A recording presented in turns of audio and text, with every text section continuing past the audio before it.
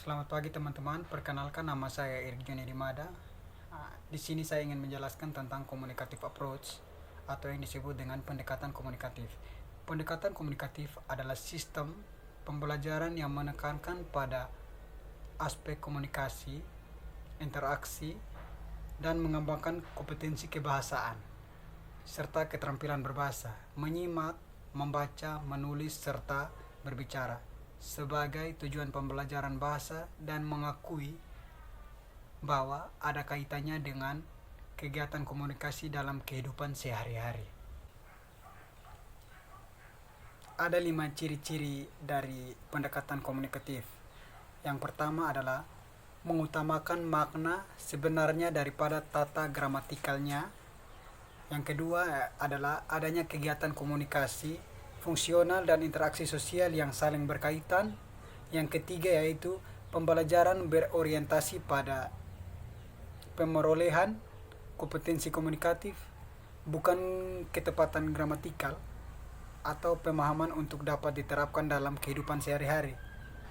Yang keempat adalah pembelajaran diarahkan pada modifikasi dan peningkatan murid dalam menemukan kaidah bahasa lewat kegiatan berbahasa atau yang disebut dengan learning by doing. Yang kelima adalah materi pembelajaran berangkat dari analisis kebutuhan berbahasa pembelajaran. Ada 3 manfaat pendekatan komunikatif. Yang pertama adalah siswa termotivasi untuk mengembangkan keterampilan berbahasanya setelah mengetahui bahwa ada kaitannya dengan penggunaannya dalam kehidupan sehari-hari. Yang kedua adalah siswa akan lebih mudah untuk berkomunikasi dan berinteraksi dalam kehidupan sosialnya. Yang ketiga yaitu siswa tidak hanya memiliki pengetahuan tentang kebahasaan, tetapi juga memiliki kompetensi untuk menerapkannya dalam kehidupan sehari-hari. Contoh pembelajaran dengan pendekatan komunikatif ada 3, yaitu yang pertama adalah ketika tanya jawab antara siswa dengan guru, maka akan terjadi interaksi dan pertukaran informasi. Yang kedua adalah ketika siswa menggunakan keterampilan berbahasanya, menyimak, membaca, menulis, serta berbicara, maka secara langsung maupun tidak telah terjadi pembelajaran dengan pendekatan komunikatif.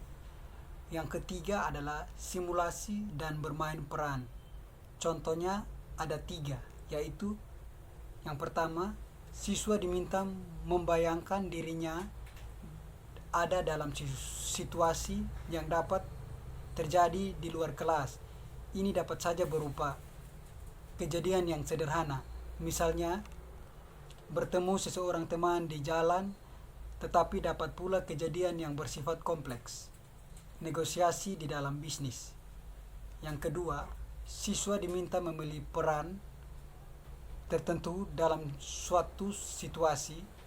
Dalam beberapa kasus, mungkin mereka berlaku sebagai dirinya sendiri, tetapi dalam beberapa kasus-kasus lain, mungkin mereka memperagakan sesuatu di dalam simulasi.